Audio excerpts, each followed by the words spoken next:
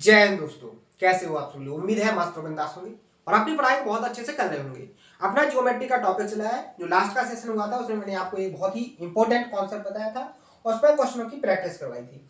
ये सारे क्वेश्चन अपनी प्रैक्टिस हो चुके हैं 38 नंबर तक के, और इनमें जो कॉन्सेप्ट था उसको मैंने विद प्रूफ के साथ आपको समझाया था और हर एक डाटा को ऑब्जर्व करना मैंने आपको सिखाया था। उम्मीद है आपने बहुत अच्छे से इसका रिवीजन किया होगा और जो क्वेश्चन मैंने आपको प्रैक्टिस करवाए थे उनकी प्रैक्टिस एक बार आपने खुद से जरूर की होगी। ठीक है, आज के सेशन में आगे के कॉन्सेप्ट को सीखेंगे। बहुत ही इंपॉर्टेंट कॉन्सेप्ट है, बहुत ध्यान से आपको समझने की कोशिश करना है। कॉन्सेप्ट पर डायरेक्ट क्वेश्चन क्रिएट होते हैं। अगर आपको कॉन्सेप्ट आएगा तो आप क्वेश्चन को देखते ही सॉल्व करोगे, और अगर आपको कॉन्सेप्ट नहीं आएगा तो आप उसका सॉल्यूशन निकालने में जो आपको एग्जाम में टाइम मिला है उसमें पूरा टाइम लगा दोगे और आपका आंसर नहीं आएगा। ठीक है, क्योंकि उसकी बेसिक जो मेथड है बहुत लेंथी है और बहुत टफ भी है। ठीक है, तो ऐसे कॉन्सेप्ट को आपको डायरेक्ट याद रखने की कोशिश करना है। मैंने बहुत बार आपको बोला है कि जो डायरेक्ट कॉन्सेप्ट पर क्वेश्चन आते हैं मैं उनको मार्क करते हुए आपको बताने की कोशिश करता हूं कि इनको आपको बहुत अच्छे से कंप्लीट करना है, और बहुत ही रिपीटेड कॉन्सेप्ट है, हर एक एग्जाम में आते हैं। तो सबसे पहले तो अगर कोई नया है जिसने लास्ट के सेशन को नहीं देखा है तो उससे उम्मीद करते हैं कि वो सबसे पहले लास्ट के सेशन को देखेगा, उसके बाद यहां से वो आगे के लिए कंटिन्यू करेगा। ठीक है, तो आइए स्टार्ट करते हैं। कॉन्सेप्ट क्या है सबसे पहले उसकी बात करेंगे, उसके बाद क्वेश्चनों की प्रैक्टिस करेंगे। तो कॉन्सेप्ट बहुत आसान है और केवल एक ही ट्रायंगल के अंदर सेटिस्फाई करता है। वो ट्रायंगल कौन सा है? वो ट्रायंगल है आपका इक्विलेटरल ट्रायंगल। ठीक है, यानी कि केवल इक्विलेटरल ट्रायंगल,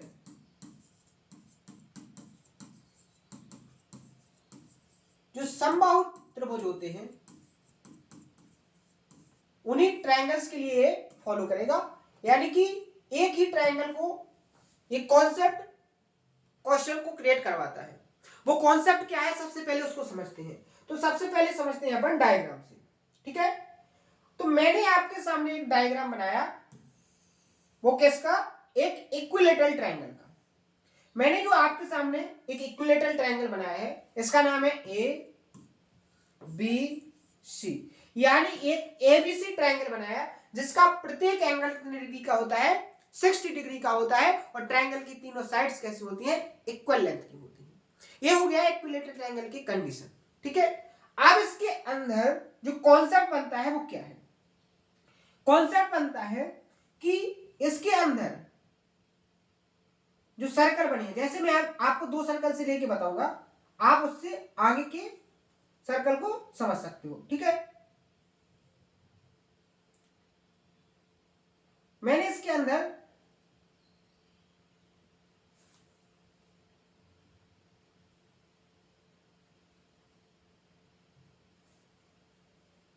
दो सर्कल बनाए।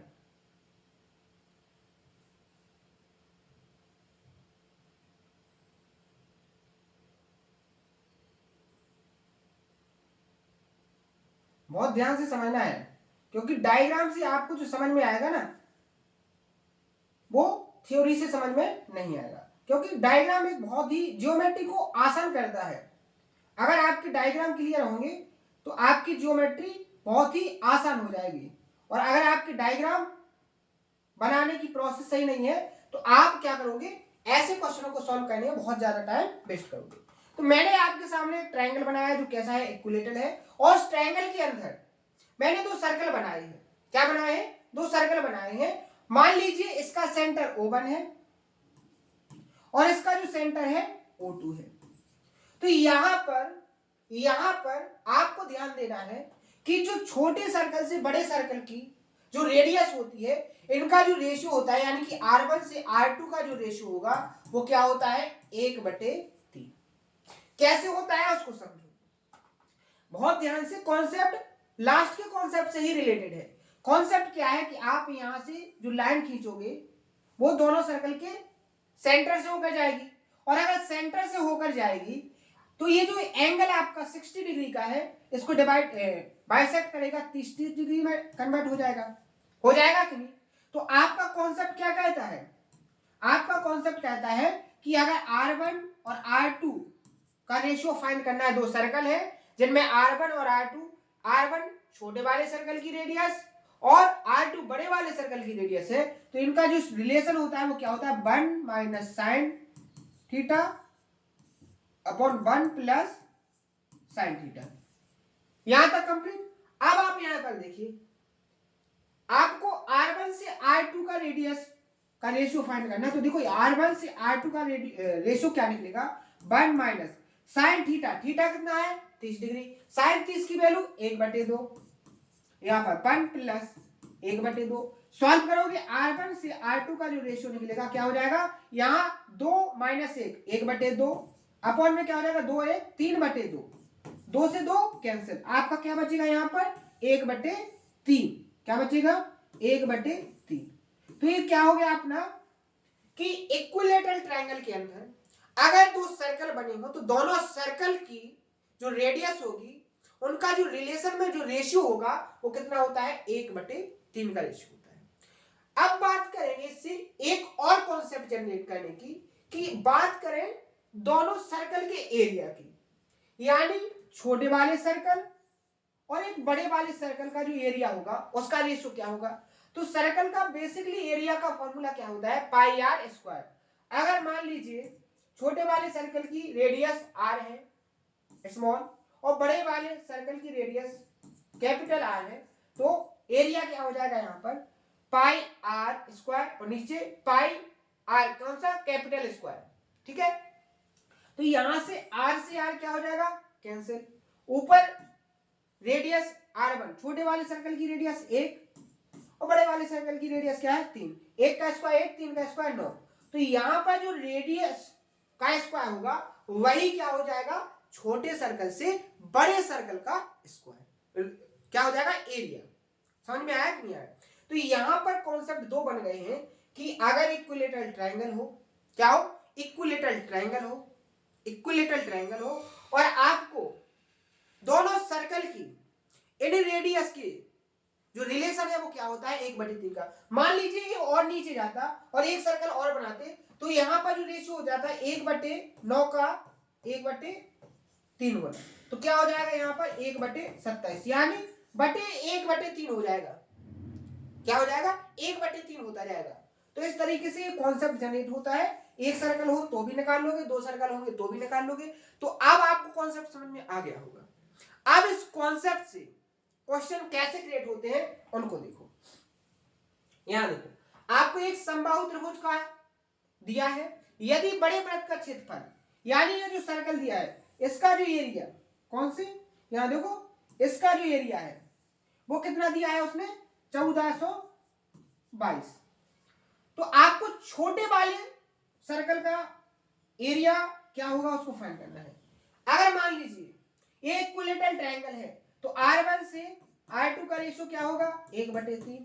बात करेंगे एरिया का, तो एरिया का रेशियो क्या हो जाएगा 1/9 और इस 9 की वैल्यू कितनी दी गई है 1422। कितने गुना है 9 एकम 9, ठीक है 5 9 6 9 45, ठीक है कितना बचेगा 7 9 8 72 158 गुना। कितने गुना 158 गुना। तो ऊपर वाला भी कितना होगा 158 गुना, तो क्या हो जाएगा 158, ऑप्शन नंबर सी क्या हो जाएगा इसका करेक्ट आंसर। समझ में आया। अब आप यहां पर देखिए जैसे मैंने आपसे क्या बोला था कि अगर आपको कॉन्सेप्ट आएगा तो आपके आंसर सेकंडों में निकलेंगे और अगर कॉन्सेप्ट नहीं आएगा तो आपके आंसर निकालना बहुत ज्यादा मुश्किल हो जाएगा, आपको बहुत ज्यादा टाइम वेस्ट हो जाएगा। तो आप यहाँ पर अनुमान लगा सकते हो कि अगर आपको एरिया निकालना है तो आप कैसे निकालोगे। ना तो आपको कोई लेंथ दी गई है ट्रायंगल की, ना ही आपको क्या दिया है रेडियस दी गई है, आपको कुछ भी नहीं दिया है। आपको हर एक चीज को सपोज करना है, लेट करना है, ठीक है। उसके बाद आपको कैलकुलेट करना है। तो आप खुद सोच सकते हो कि कितने टाइम के बाद आपका आंसर आएगा, ठीक है। और आपको आंसर निकालने की प्रैक्टिस नहीं करवाएगा एक एग्जामिनर, आपको फास्ट तरीके से आंसर निकालने की टेक्निक पर काम करवाता है, ठीक है। समझ में आ गया। नेक्स्ट क्वेश्चन यहां देखो, यदि किसी त्रिभुज की भुजाओं की जो लंबाई का जो रेशियो है वो ये है। अगर भुजाएं की बात करेंगे तो कोई रेशियो को हटा के एक वेरिएबल लेते 4x हो जाएगी, 5x और 6x, यानी एक ट्रायंगल की तीनों साइड होंगी 4x 5x 6x, ठीक है। त्रिभुज की अंतर त्रिज्या 3 है, यानी इन रेडियस 3 हो गई। तो त्रिभुज के सबसे बड़ी भुजा सबसे बड़ी भुजा जो रेशियो में बड़ी होगी वो एग्जैक्ट वैल्यू में बड़ी होगी, 6x होगी। पर निकालेगा ये अभिलंब, यानी इस पर जैसे मान लीजिए ट्रायंगल है, ये 6x है, ये आपकी 5x हो गई, ये आपकी 4x है। तो इस पर जो अभिलंब निकाला इसकी h, इसकी लेंथ आपको फाइंड करना है। तो एक बात बताइए, आप इसको कैसे सॉल्व करेंगे? किसी को कॉन्सेप्ट हिंट हुआ? बिल्कुल हुआ होगा। कैसे? अगर आपको इन रेडियस दी गई है, आपको इन रेडियस दी गई है और आपको भुजाएं भी दी गई हैं, तो आप यहां से एक एरिया निकाल सकते हो। कैसे? कि r की जो वैल्यू होती है वो क्या होती है? Delta upon s। यही होती कि नहीं होती? अगर आप इस डेल्टा की वैल्यू यानी एरिया की बात करोगे तो एरिया यहां से क्या निकलेगा? डेल्टा इक्वल टू क्या हो जाएगा? r इंटू एस हो जाएगा कि नहीं? तो आप यहां से एरिया निकालोगे तो एरिया आपको कैसे मिलेगा? r की वैल्यू क्या हो जाएगी? 3 इंटू s क्या है? सेमी पेरीमीटर है, सबको जोड़ो, 6 और 4 10, 10 और 5 15, 15 का आधा करोगे तो 15x बटे 2 हो जाएगा। ये एरिया हो गया इस ट्रायंगल का। एक और कॉन्सेप्ट है एरिया निकालने का, 1/2 बेस इंटू हाइट। 1/2 बेस आपको क्या लेना है? 6, क्योंकि सबसे बड़ी भुजा पर आपको परपेंडिकुलर निकलना है। तो 6x इंटू हाइट हो जाएगी, अभिलंब हो जाएगा आपका h। इसको सॉल्व कर दो, आपका आंसर निकल आएगा। x से x कैंसिल, 2 से 2 कैंसिल, ठीक है। आप यहां पर देखो, 3 दूनी 6, 2 इसके बटे में जाएगा तो h की जो लेंथ होगी वो कितनी आ जाएगी? 7.5 सेंटीमीटर। ऑप्शन नंबर ये यहां पर क्या हो जाएगा? आपका करेक्ट आंसर। यहां तक क्लियर है? समझ में आया है कैसे सॉल्व करना है? ठीक है, ये मिसलेनियस क्वेश्चन आपके स्टार्ट हो गए हैं, आपको बहुत शानदार तरीके से प्रैक्टिस करना है। आज अपन इन सेंटर को पूरी तरीके से फ्रेश करेंगे, ठीक है। कल से नया टॉपिक सर्कम सेंटर को स्टार्ट करेंगे। तो आज अपन को बहुत अच्छे से क्वेश्चन की, जितने भी क्वेश्चन है सभी की प्रैक्टिस बहुत अच्छे से करना है। यहां देखो, यदि AD की लेंथ कितनी है आपकी? यहां AD x है, BF सॉरी यहां पर देखो, यहां जो PQR है, यहां D E और F है, ठीक है। AD आपका x हो गया, BF यहां पर F और E, BF आपका कितना हो गया? y, और CE आपका कितना हो गया? z। तो इस कंडीशन में आपको r की वैल्यू को फाइंड करना है। कॉन्सेप्ट मैंने डायरेक्ट आपको बताया था कि क्या कॉन्सेप्ट होता है। कॉन्सेप्ट होता है आपका क्या, मैंने कॉन्सेप्ट आपको लिखवाया था कि r की जो वैल्यू होगी वो क्या होगी? x by z into upon में x plus y plus z. बहुत सारे स्टूडेंट इसको भूल गए होंगे। ऑप्शन नंबर यहाँ बी क्या होगा आपका करेक्ट आंसर। अब आपको देख लो कैसे आपसे क्वेश्चन पूछता है एग्जामिनर, और आपको कॉन्सेप्ट मैंने क्या बताया। देखो यहाँ पर मैंने यहाँ जो कॉन्सेप्ट आपको बताया था, तो मैंने यहाँ पर आपको r की वैल्यू निकालना बताया थे, और r की वैल्यू क्या निकलेगी थी? x into y into z upon x plus y plus z. देखो कॉन्सेप्ट मैंने पहले समझा रखा है कि नहीं। अब उस पर क्वेश्चन डायरेक्ट उसने पूछ लिया था, ठीक है। तो यहाँ आपको समझ में आना चाहिए कि कॉन्सेप्ट और कॉन्सेप्ट से क्वेश्चन कैसे आते हैं एग्जाम में, ठीक है। क्लियर हो गया? अब देखो कॉन्सेप्ट को अपन ने टाइम लेके समझा है, तो अब आपको प्रैक्टिस फास्ट करनी पड़ेगी, ठीक है। अब उसके लिए अपन नहीं रुक सकते, एक क्वेश्चन और करेंगे, उसके बाद इस टॉपिक को फिनिश करेंगे, ठीक है। यहां देखो, एबीसी का आपको पेरीमीटर फाइंड करना है। यदि AR की लेंथ आपको कितनी दी गई है? 6, ठीक है। RC की लेंथ कितनी दी गई है आपको? RC आपको कितनी दी गई है यहाँ पर? 28। RC 28, ठीक है। RC आपको 28 दी गई है। अब आप यहां पर देखो कैसे फाइंड करोगे। यहां पर देखो, अगर ये 6 है तो ये भी आपकी 6 होगी, कॉन्सेप्ट पहले बता चुकी है। ये अगर 28 है तो ये भी 28 होगी। मान लीजिए x है तो ये भी आपकी x होगी। आपको रेडियस दी गई है 7। तो देखो यहाँ पर अगर r की वैल्यू को फाइंड करोगे तो क्या होगा? Root x into y into z upon x plus y plus z. आपको x r की वैल्यू 7 दी गई है, इक्वल टू x कितना है? x ही है, y कितना है? 6, और z कितना हो गया आपका? 28। अपॉन में क्या हो जाएगा? x plus 6 plus 28। आपको रूट को हटाना है तो आप यहाँ पर क्या करोगे, स्क्वायर, क्या करोगे, स्क्वायर, और स्क्वायर करोगे तो क्या हो जाएगा, 7 का स्क्वायर 49 इक्वल टू, यहाँ क्या हो जाएगा x इंटू 6 इंटू 28, और नीचे क्या हो जाएगा आपका x प्लस 28 और 6 34, यानी x प्लस 34। ठीक है, आप यहाँ पर 7 चौके 28, 7 सत्ते 49। ठीक है, क्लियर हो गया।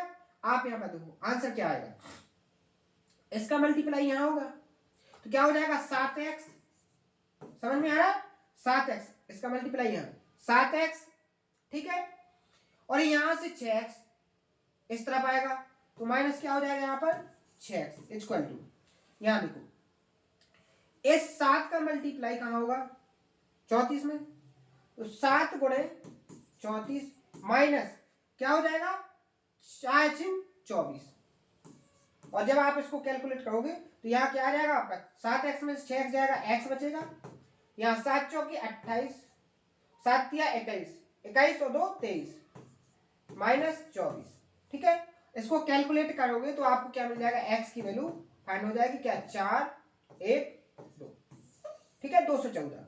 तो यहां पर आप इस ऑप्शन को कह सकते हो 214, टाइप मिस्टेक। तो ऐसे आपको निकालना है, समझ में आ गया। ठीक है, क्लियर है यहां तक।